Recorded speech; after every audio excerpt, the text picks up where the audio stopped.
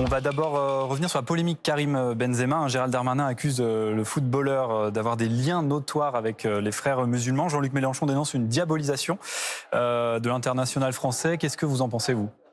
J'ai même vu Monsieur Darmanin, quand on lui a posé la question, mais comment vous pouvez étayer ces liens avec Karim Benzema ? Il a dit, mais ces liens avec les frères musulmans. Mais attendez, il n'a pas tweeté sur le terrible attentat d'Arras. Je ne sais pas si vous avez tweeté dessus. J'imagine que non, comme la plupart des Français qui ne tweetent pas sur chaque événement, aussi terrible soit-il. Qu'est-ce que ça veut dire ? Le ministre de l'Intérieur n'a pas de fait concret, c'est ce que vous dites ? Il n'a absolument aucun fait concret. Je pense que d'ailleurs Karim Benzema va gagner son procès en diffamation. Mais on est aujourd'hui dans une dérive liberticide totale de la part du ministre de l'Intérieur. Je ne sais pas s'il veut être ministre des Sports ou s'il veut embastiller 40 millions de personnes qui n'auraient pas tweeté sur tel ou tel sujet. Franchement, tout ça n'est pas sérieux.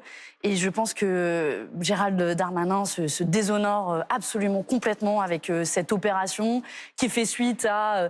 il veut poursuivre ma collègue Danielle Obono. Bientôt, on va mettre en prison aussi toute l'opposition de notre pays. Comme ça, on est sûr qu'on ne s'exprime plus. Franchement, c'est pas à la hauteur d'un ministre de l'Intérieur. Une question, Manon Aubry, sur le conflit entre Hamas et Israël. Une manifestation pro-Palestine a été autorisée finalement hier à Paris, place de la République. Il n'y a eu aucun débordement majeur à signaler, mais il y a eu quand même des slogans qui ont été lancés par certains manifestants. Israël assassin. Qu'est-ce que vous en pensez, vous, de ces slogans ? Est-ce que vous trouvez ça normal ? Évidemment, je ne partage absolument pas ce slogan.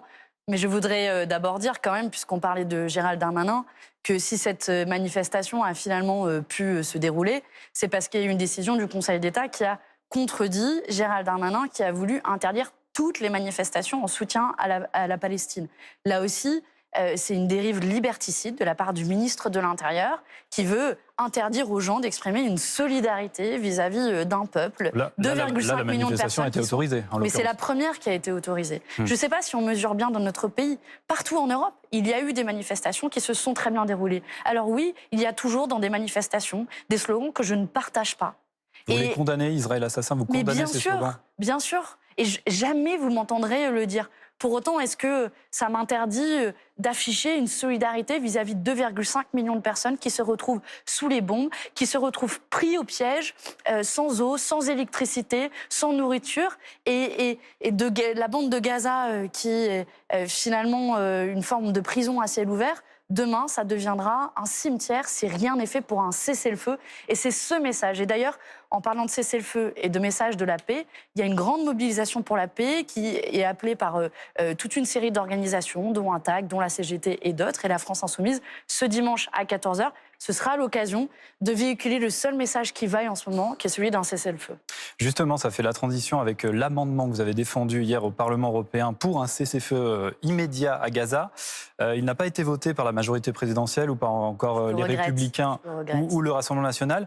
Vous les accusez, ces partis politiques-là, je vous cite, de couvrir les crimes de guerre de Benjamin Netanyahou. Est-ce que vous n'y allez pas un peu fort, là, quand même ? Alors, d'abord sur le qualificatif de crime de guerre. Ce n'est pas moi qui le qualifie, c'est toutes les ONG qui sont présentes sur place. Je pense à Amnesty International et Human Rights Watch. Une punition collective, c'est-à-dire priver une population civile d'eau, de nourriture, vous conviendrez que c'est le minimum de ce qu'il faut pour vivre, c'est un crime de guerre en droit international.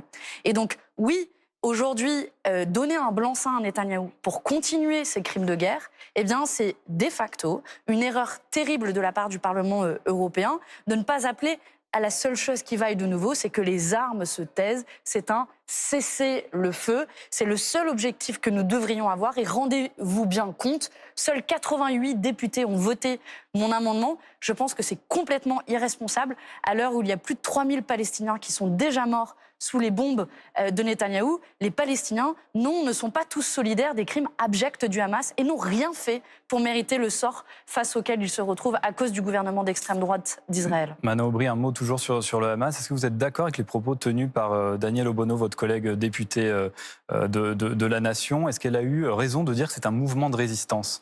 Le Hamas n'est pas un mouvement de résistance. Qu'est-ce que c'est alors? Elle l'a clarifié. Et nous l'avons clarifié. Elle l'a pas vraiment clarifié. On l'a clarifié. Je vous renvoie au communiqué que nous avons publié hier ou avant-hier, dans lequel nous disons très clairement plusieurs choses. La première, c'est que le Hamas est un mouvement obscurantiste, est un mouvement islamiste. Première chose. Deuxième chose, c'est un mouvement qui a commis des crimes de guerre et pour lequel il devra être jugé devant la Cour pénale internationale. Et est-ce un mouvement Troisième terroriste? chose, c'est un mouvement qui est classé comme terroriste par l'Union européenne depuis 2003. Personne n'a souhaité le déclasser ou n'a proposé le déclasser. Et dernière chose, je vais même plus loin. Je pense que le Hamas dévoie la cause très légitime palestinienne. Le Hamas n'est pas pour une solution à deux États, d'une coexistence d'un État israélien et d'un État palestinien.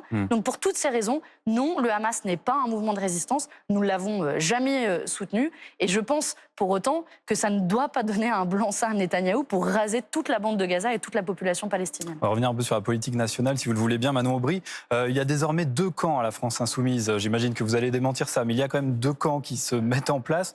Dans lequel vous vous situez, vous? Est-ce que c'est celui de Jean-Luc Mélenchon et Mathilde Panot, c'est-à-dire les soutiens du mélenchonisme pur, ou est-ce que c'est plutôt les camps de M. Ruffin, François Ruffin ou Alexis Corbière, par exemple? Moi, je suis team Manon Aubry, je vous dirais. Non, de manière un peu plus sérieuse, je vois bien la caricature qui peut être faite. D'abord, toutes ces chamailleries internes sont...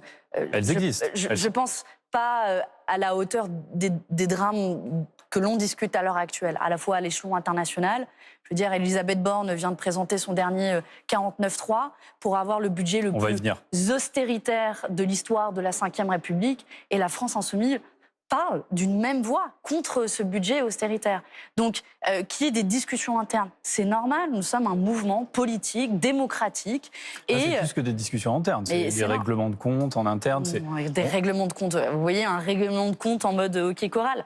Non, moi, je vois des responsables politiques qui peuvent avoir des discussions stratégiques et qui sont d'accord sur l'essentiel, c'est-à-dire un programme. Et c'est ça que nous défendons collectivement. L'actu politique nationale, vous l'avez dit, c'est cette nouvelle motion de censure que la France insoumise a déposée. Elle sera examinée ce soir à l'Assemblée nationale.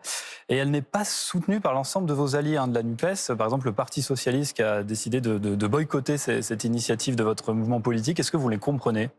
Je le regrette parce que je pense qu'on ne doit pas s'habituer. Rendez-vous bien compte, Elisabeth Borne est la record woman et record man de l'utilisation de 49.3 depuis le début de la Ve République. Un 13e 49.3. Après la réforme des retraites que la représentation nationale, c'est-à-dire la représentation démocratique, n'a pas approuvé, ce budget qui va entériner des coupes budgétaires comme jamais, notamment ensuite le budget de la sécurité sociale dans la santé, l'augmentation du reste à charge quand vous allez acheter vos médicaments, aller chez le médecin.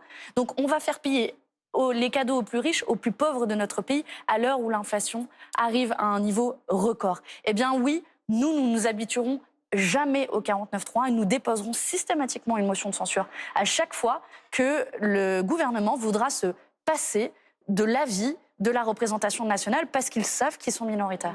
Manon Aubry, je vous coupe, c'est quand même la première fois que les filles se retrouvent isolées comme ça à l'Assemblée nationale. Ça vous inquiète pour la suite? Il y a des élections qui arrivent, des élections européennes aussi. C'est pas vrai, le Parti socialiste n'a pas toujours soutenu les motions de censure. Mais après, moi, je vais vous le dire. Pas pour ces raisons-là. Je serai toujours unitaire pour deux. Unitaire pour deux au sein de la France insoumise, unitaire pour deux au sein de la NUPES. Et si certains veulent quitter le radeau de la NUPES, en réalité, c'est pas un scoop. Fabien Roussel, ça fait des mois qu'il nous dit que, quoi qu'il arrive, il sera candidat à la présidentielle en 2027. Il avait dit que la NUPES était un boulet déjà dans une réunion de la NUPES à laquelle j'étais au mois de mai dernier. Yannick Jadot, Anne Hidalgo n'ont jamais été des grands fans de la NUPES. Mais moi, je vais vous le dire, ils veulent quitter le radeau de la NUPES. Très bien, dont acte. Moi, je porterai le programme de la NUPES aux élections européennes. Ce programme qui a permis de faire élire quand même 150 députés. Et cet espoir qui est né il y a un an, eh bien, nous, on continuera à le porter. Le message est passé. Merci Manon Aubry. Merci, bonne journée à vous.